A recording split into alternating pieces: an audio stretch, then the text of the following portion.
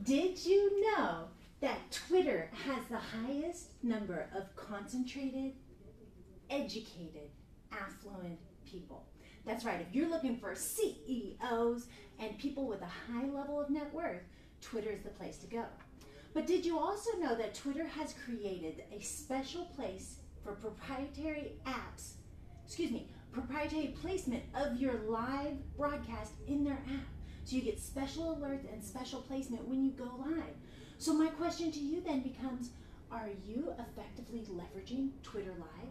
Look, this is the first of a 5-part series on how to go live on Twitter. Okay, I'm just kidding. It's not that hard. This is the 4th of a 5-part series on how to live stream. We've covered YouTube, we covered Instagram, we covered Facebook. Now we're going through Twitter, and then we're going back to Instagram TV. That's right. Have you heard the good news? Now you can have up to an hour on Insta.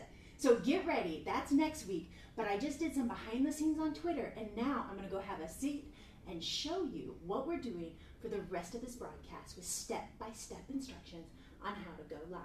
You'll notice that my intern is not here.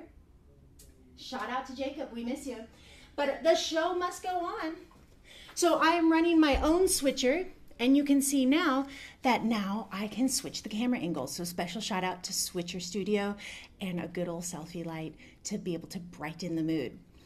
So again, today we're talking about how to go live on Twitter, and I want to make sure you know the best practices so that you can effectively harness live marketing and drive referrals for your business. Look, today in particular is where I want you to be able to comment below on any questions for Twitter. Are you actively engaging on Twitter? Did you know it goes straight to Google SEO? So if you're trying to increase your search results, make sure you use Twitter, and specifically Twitter Live, to be able to engage with your followers. And it's only becoming more and more important. So make sure you get the information on how to go live, which means all you have to do is join me every single week, and I'll teach you all the best practices. Comment below with what questions you have, and not only will I answer your questions, but I will actually send you a selfie light. Want a 333 selfie light? Comment below and I'll send that over to you.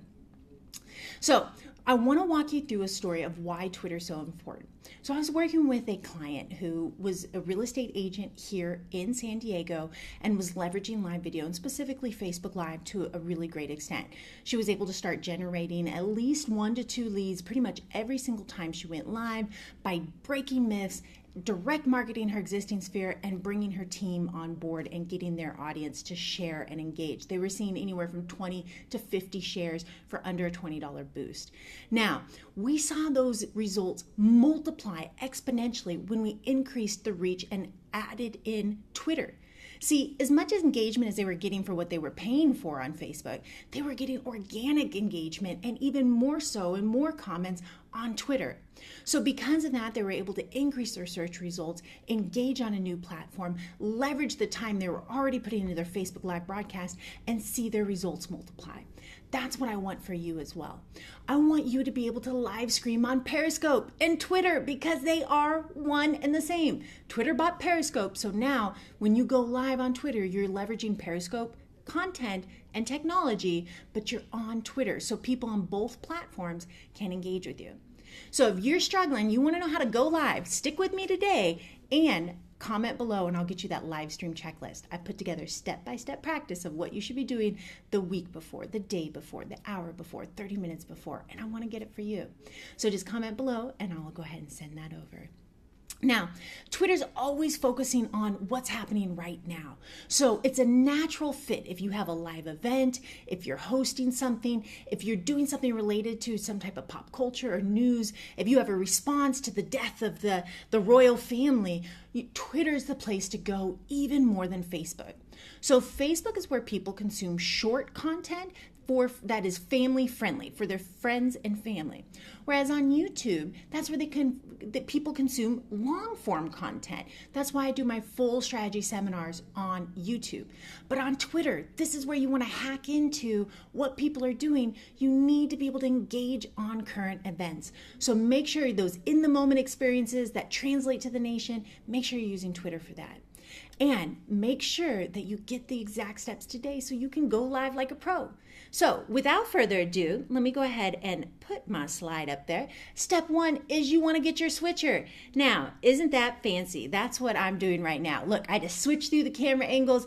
This is using Switcher Studio, $25 a month, only available to Apple users.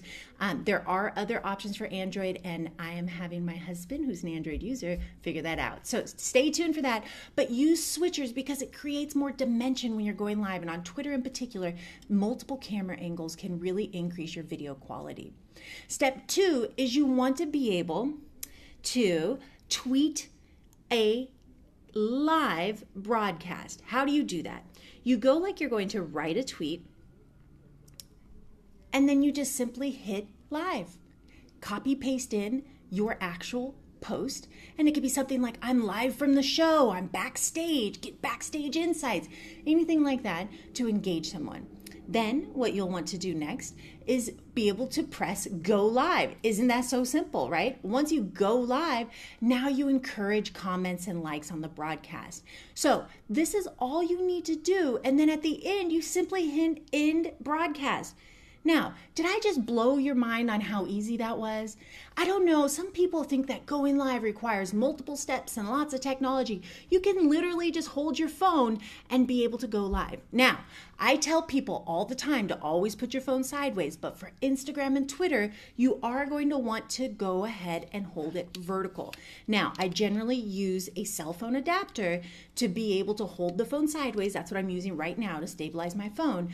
But I just did a behind the scenes access on Twitter and used this, which is an iPad mount, to be able to hold my phone up and down. I have an iPhone 7 Plus, and so it is a larger format, and you need something like this, not a regular cell phone adapter. So just a heads up, it's the only kind of trick, so to speak, for going live on Twitter is you do want to do it vertical and you do want to stabilize your phone, and this is a perfect solution. It's $10. Go to the products page on 333 Social Media and you will find it right there for you. All right? So once you're in with the broadcast and you end it, there's a couple of things you want to do. It will show you your stats right away, so you'll want to be able to see that. You'll also want to repurpose this to email and to YouTube. Why? Because it's only going to be available to your followers for 24 hours. It's not something that's long term. So you want to be able to save it and repurpose it and get it to YouTube and your email. And why not do a full article on LinkedIn? Those are the 3 main ways that you can really leverage the time and energy you put into doing a live broadcast like this and being able to put it out into the internet and get your search results, leverage your existing sphere, and be able to engage with your audience on multiple platforms. So repurpose it. Now, the way you do that is at the end, you hit the 3 dots after you end broadcast, and then just simply hit save to camera roll. Now you can export it from your camera just like on any other way. So you send a video, you can email it, you can upload it to the Drive app directly or the Dropbox app. But make sure you do this so you have access to the footage to repurpose it. That's where you're going to see the results. So I want you to be strategic about which one is your core pillar channel. I've been going live on YouTube for the last 5 weeks and really breaking down the Gary Vee book and really saying that you need to pick your pillar content, okay? Shout out to Gary Vee, who says you need to be able to pick your pillar content, pick your niche, and start generating value and engaging with people on their content, okay? And I add to that you need to make sure you do live videos specifically. But pick your pillar channel. So if you're going after people who are highly educated, or perhaps you're a real estate agent going after a more B2B approach and engaging with lenders and stagers and people already reaching your demographic, Twitter is perfect for that. I would use a Twitter and LinkedIn format.